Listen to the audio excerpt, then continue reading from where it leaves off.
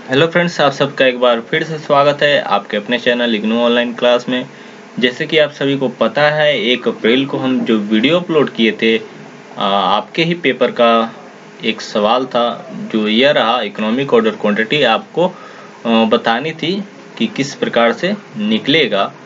तो चलिए हम इसका आंसर आप सभी को बता देते हैं। जो सवाल नहीं बना पाए हैं वह इस वीडियो को एक बार फिर से देख सकते हैं। तो यह रहा आपका आंसर इकोनॉमिक ऑर्डर क्वांटिटी, इस प्रकार से आपको लिख लेना है। और ये रहा फॉर्मूला, ये है आपका रूट में 2AO और डिवाइड में C। देखिए एक चीज आपको बता देते हैं, अक्सर क्या होता है कि एग्जाम में कुछ बच्चे ऐसे होते हैं जो दूसरे का पेपर देखते हैं, और ऐसे मतलब क्या मैक्सिमम ही होते हैं जो बगल वाले का पेपर देख लेते हैं। हम भी करते थे, ठीक है। और तो देखिए हम बताते हैं क्या हुआ। तो क्या होता है क्या कि जैसे ये फॉर्मूला हम लिख दिए AO और C, तो आप बिल्कुल भी कंफ्यूज मत होइएगा दूसरे का देख के कि वह तो AOC नहीं लिखा है, वह AOS लिखा है या AOQ लिखा है। तो इस प्रकार से भी बच्चे होते हैं जो फॉर्मूले लिखते हैं, तो अलग अलग फॉर्मूले वो लोग बनाते हैं, ठीक है। तो इस तरह आप बिल्कुल भी कंफ्यूज मत होइएगा कि वह क्या लिखा है। आप जो लिखे हैं वह सही है, वह लिखा है वह भी सही है। तो इस प्रकार कंफ्यूज होकर यह मत समझिएगा कि जो हम किए हैं वो लग रहा है गलत है, बिल्कुल नहीं। या आप ऐसा मत सोचें कि आप भूल गए, तो ठीक है, यह आप दिमाग में बैठा लीजिए। तो और ये हम भी गलती करने से ही सीखे हैं कि नहीं देखना चाहिए किसी और का, खासकर मैथ में, वो भी खासकर ये स्टैटिक्स का फॉर्मूला। बहुत गलती होती है, कभी बताएंगे आपको हम किस प्रकार से गलती कुछ किए थे एग्जाम में।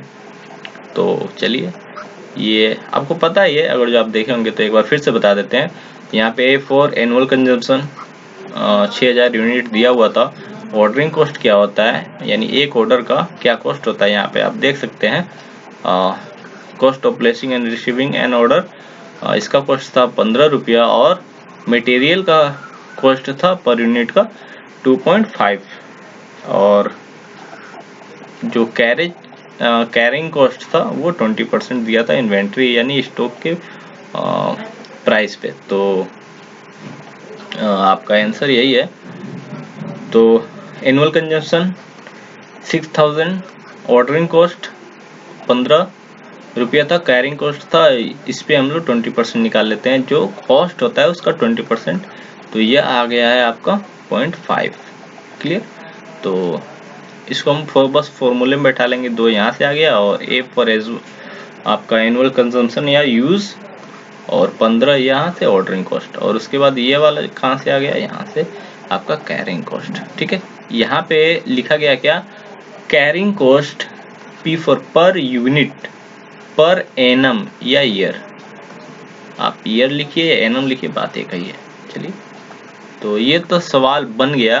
तो आप एग्जाम में ये वाला बिल्कुल लिखना मत भूलिएगा, इसको जरूर लिखिएगा ये वाला। और साइड में आप लिख सकते हैं या तो नीचे भी लिख सकते हैं, कोई बात नहीं।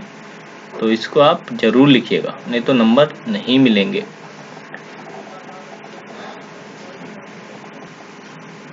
हाँ, इसमें एक चीज और बहुत जरूरी है, वो हम आपको बता देते हैं। देखिए, क्वेश्चन कुछ घुमा कर भी पूछ सकता है। जैसे कि क्या हुआ, जैसे यहाँ पे आपको बोला जा रहा है कि भैया इकोनॉमिक जो ऑर्डर क्वांटिटी है 600 यूनिट आया हुआ है, क्लियर। और उसका जो एनुअल कंजम्पशन है 6000 यूनिट है। अब आपसे सवाल में इस प्रकार पूछता है, जैसे कि हम बता रहे हैं, बोल देगा कि एक साल में वह कितनी बार ऑर्डर करेगा, 1 ईयर में वह कितनी बार क्या करेगा, ऑर्डर। तो वह सबसे अच्छा ऑर्डर कहा जाएगा कि इतनी बार वह ऑर्डर कर सकता है, ठीक है। ये कैसे पता चलेगा, इसी दो चीज से पता चलेगा, यहाँ पे और यहाँ पे, ये दोनों चीज कैसे। इसका मतलब ही क्या होता है, इकोनॉमिक ऑर्डर क्वांटिटी का मतलब क्या होता है कि वह ऑर्डर जो कि हमारे कंपनी के लिए एकदम बेस्ट है, यानी कि हम एक बार में जो ऑर्डर करेंगे वह 600 यूनिट का ही ऑर्डर करेंगे, जिससे कि हमारा जो रॉ मटेरियल है वह खराब ना हो, ठीक है। और जो हमारा कॉस्ट का लागत हो वह भी कम आए। इसलिए हम क्या करेंगे, एक बार में 600 यूनिट का ही ऑर्डर करेंगे। यहाँ तक समझ में आ गया। तो हमें चाहिए साल भर में कितने, 6000 यूनिट, और एक बार में हम 600 यूनिट ही हम चाहते हैं मंगाना। तो काट देंगे 10 टाइम, यानी कि हम 10 टाइम क्या कर सकते हैं, ऑर्डर देंगे एक साल में। समझ में आ गया। एक सवाल ये हुआ, देखिए इसको अच्छी तरह से समझ लीजिएगा हम क्या बोल रहे हैं। ठीक, एक सवाल यहाँ से ये उठ कर आ रहा है कि वह एक साल में कितनी बार ऑर्डर देगा। तो क्या निकल कर आ गया भैया, 10 टाइम। आपसे सवाल पूछेगा ये, ठीक है, इस प्रकार का प्रश्न पूछा जाता है। यहाँ तो इसका हो गया कि टाइम कितनी बार आता है। अब तीसरा नंबर प्रश्न, ये भी बहुत ही इंपॉर्टेंट है। मैक्सिमम अगर जो आपका हार्ड कर देता है अगर जो पेपर, इस केस में इस प्रकार से सम पूछे जाएंगे। तीसरा नंबर केस क्या आता है इसमें कि कितने दिन के अंतराल पे वह ऑर्डर करेगा। ध्यान दीजिएगा, क्या पूछ सकता है कि कितने दिन के बाद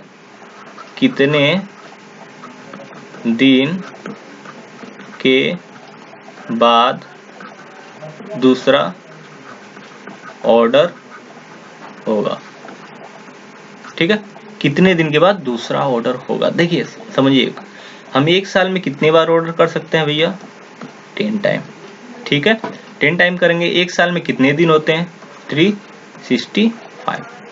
एक साल में 365 दिन, 365 दिन में 10 बार ऑर्डर हम कर सकते हैं। इसका मतलब क्या हुआ कि 365 में 10 से और जो भाग कर देते हैं तो अप्रोक्स आ जाता है हमारा 360.5 डेज, यानी कि इतने दिन के बाद हम फिर से अगला ऑर्डर करेंगे।